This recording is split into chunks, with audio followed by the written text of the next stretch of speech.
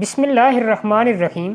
شیر T V کے معزز دوستوں، میں ہوں ارشد شیر اور تمام دیکھنے اور سننے والے دوستوں کو میری طرف سے السلام علیکم ورحمۃ اللہ۔ دوستوں، سابقہ ویڈیوز میں مختلف انبیاء کرام کا سلسلہ آپ کے سامنے شروع کیا تھا، چنانچہ قصص الانبیاء کے اسی سلسلے کو آگے بڑھاتے ہوئے میں آج کی اس ویڈیو میں ذبیح اللہ حضرت اسماعیل علیہ السلام کا ذکر آپ کے سامنے پیش کروں گا۔ دوستو، قرآن کریم میں حضرت اسماعیل علیہ السلام کا ذکر تقریباً 9 مقامات پر آیا ہے۔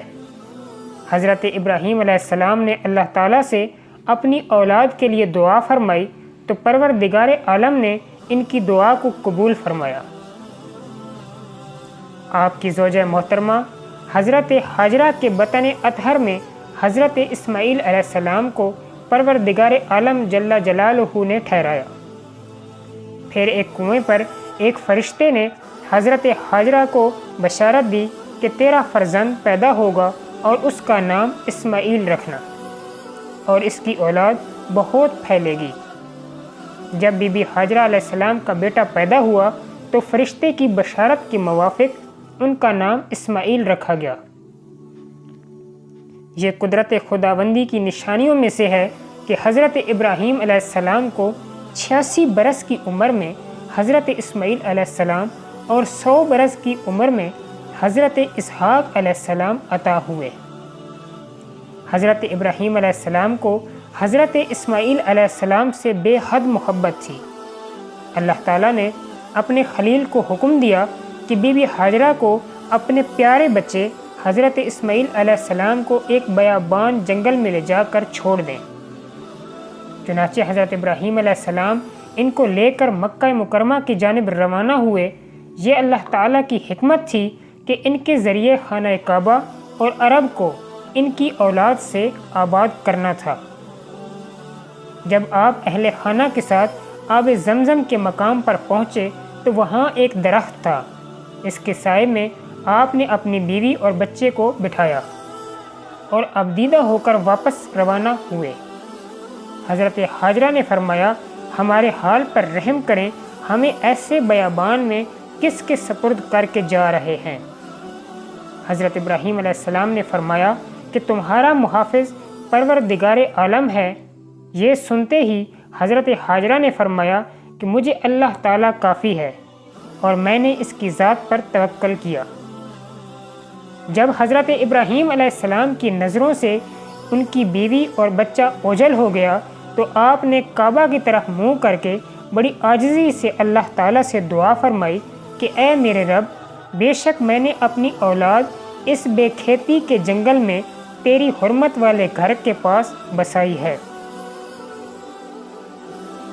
اے پروردگار، کچھ لوگوں کے دلوں کو ان کی طرف مائل کر دے اور انہیں پھلوں سے روزیاں عنایت فرما تاکہ یہ شکر گزاری کریں۔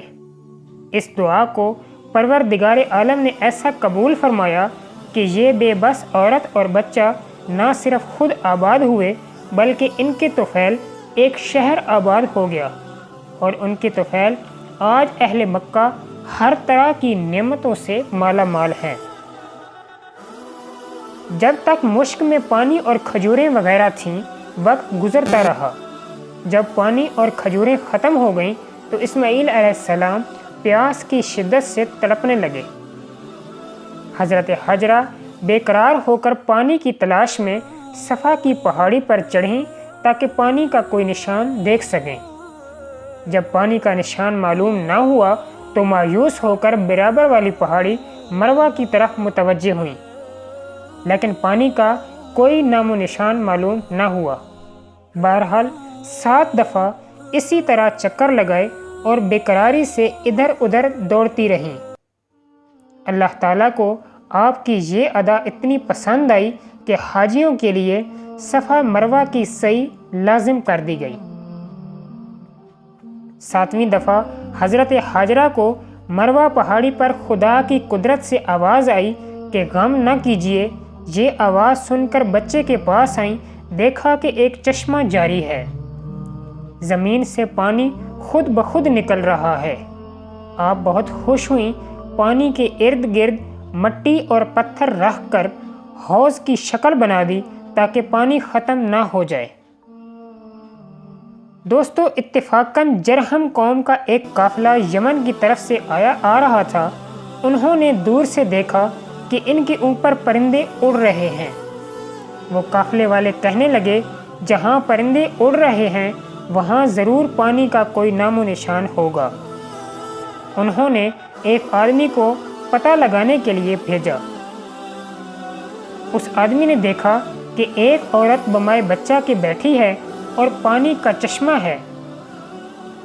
تھوڑی دیر کے بعد وہ قافلہ بھی وہاں پہنچا اور بی بی ہاجرہ سے اجازت چاہی۔ آپ نے تنہائی سے بچنے کے لیے اجازت دے دی، لیکن پانی کا تصرف اپنے اختیار میں ہی رکھا۔ وہ لوگ جہاں آباد ہوئے ایک چھوٹا سا گاؤں بن گیا۔ حضرت ابراہیم علیہ السلام خدا کے حکم سے آتے جاتے رہتے تھے۔ جب حضرت اسماعیل علیہ السلام کی عمر مبارک 7 برس ہوئی تو اللہ تعالیٰ نے اپنے خلیل کو حکم دیا کہ میری رضا کے لیے کوئی پیاری چیز قربان کریں۔ جب بیدار ہوئے تو چند بکریاں آپ نے ذبح کی۔ دوسری رات پھر ویسا خواب دیکھا تو صبح کو چند گائے ذبح کی۔ تیسری رات پھر حکم ہوا تو آپ نے چند اونٹ ذبح کیے۔ غرضے کہ ہر رات یہی خواب دیکھتے اور قربانیاں بڑھاتے گئے، یہاں تک کہ 8ویں رات کو حکم ہوا کہ آزمائش ایزدی سے اپنے بیٹے کو ذبح کرنا ہے۔ 9ویں اور 10ویں رات کو پھر یہی حالت دیکھی۔ اللہ تعالیٰ کے امر کی تعظیم کرتے ہوئے آپ نے ارادہ فرمایا۔ آپ خانہ کعبہ میں گئے، وہاں بھی کہا گیا کہ اے ابراہیم علیہ السلام اپنے بیٹے کو اللہ کے لیے ذبح کریں۔ آپ حضرت ہاجرہ علیہ السلام کے پاس آئے اور فرمایا کہ بیٹے کو تیار کریں، میں اسے لے کر دوست کے ہاں جاتا ہوں۔ والدہ نے بیٹے حضرت اسماعیل کو غسل دیا، نئے کپڑے پہنائے، کنگھی کی اور خوشبو لگائی اور بیٹے کو تیار کر کے حضرت ابراہیم علیہ السلام کے حوالے کرتے ہوئے کہا، میں اپنا کام اللہ کے سپرد کرتی ہوں، بے شک اللہ اپنے بندوں کو دیکھنے والا ہے۔ حضرت ابراہیم علیہ السلام نے خفیہ طور پر ایک رسی اور چھری اپنے ساتھ لے لی اور مینا کی طرف روانہ ہو گئے۔ ان کے جانے کے بعد شیطان مشائخانہ صورت میں بی بی صاحبہ کے پاس آیا اور کہا کہ ابراہیم علیہ السلام تیرے بیٹے کو ذبح کرنے کے لیے لے گئے ہیں۔ حضرت ہاجرہ نے جواب دیا کہ ایسا کون سا باپ ہے جو ایسا کرے گا، اور پھر خلیل اللہ ایسا کام کیسے کر سکتے ہیں؟ شیطان نے جواب دیا کہ ان کو خدا کا حکم ہوا ہے۔ حضرت ہاجرہ نے فرمایا، اگر یہ حکم الہی ہے تو میں دل و جان سے راضی ہوں، اگر اس جیسے 1000 بیٹے ہوں تو پھر بھی خدا کے راستے میں دینے کو تیار ہوں۔ شیطان مایوس ہو کر حضرت اسماعیل علیہ السلام کے پاس پہنچا اور ان کو بھی اسی طرح کے وسوسے دیے، لیکن اس کو ادھر سے بھی مایوسی ہوئی۔ بالآخر وہ نا امید ہو کر حضرت ابراہیم علیہ السلام کو وسوسہ دینے کے لیے پہنچا۔ آپ نے اسے پہچان لیا اور ڈھیلا اٹھا کر مارا اور اللہ کے حکم کی تعمیل کرنا شروع کی۔ روایات میں آتا ہے کہ حضرت اسماعیل علیہ السلام نے حضرت ابراہیم علیہ السلام سے عرض کی کہ چھری کو اچھی طرح تیز کر لیں۔ چھری کو اچھی طرح تیز کر لیا گیا۔ آپ نے حضرت اسماعیل علیہ السلام کو ماتھے کے بل لٹایا، اپنی آنکھوں پر پٹی باندھی تاکہ باپ بیٹے کی محبت شفقت میں حکم خدا میں کوئی کمی نہ رہ جائے۔ حضرت اسماعیل علیہ السلام گلے پر زور سے چھری کھینچی گئی، لیکن چھری نے ایک بال بھی نہیں کاٹا۔ حضرت اسماعیل علیہ السلام نے عرض کی کہ بابا جان جلدی کریں، کہیں حکم خدا میں عدولی نہ ہو جائے۔ حضرت ابراہیم علیہ السلام نے پھر چھری تیز کی، پھر بھی کوئی بال تک نہ کٹا۔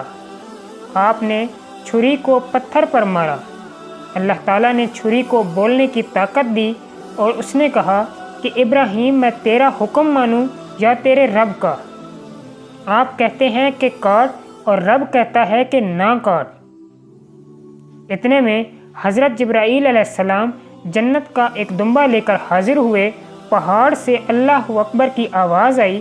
خلیل اللہ نے لا الہ الا اللہ واللہ اکبر، اور حضرت اسماعیل علیہ السلام نے اللہ اکبر وللہ الحمد کہا، جو کہ بعد میں آنے والوں پر یہ واجب ہو گئی۔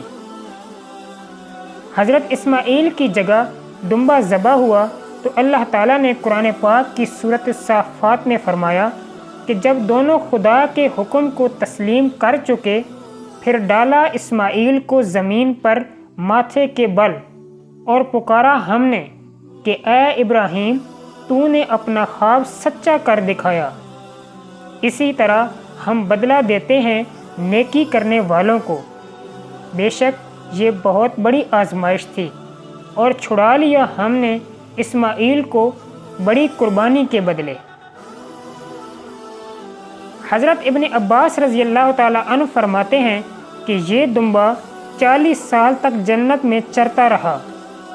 حضرت جبرائیل علیہ السلام پہاڑی سے لے کر اترے اور کہا کہ بیٹے کے بدلے اس کو ذبح کریں، چنانچہ ایسا ہی کیا گیا۔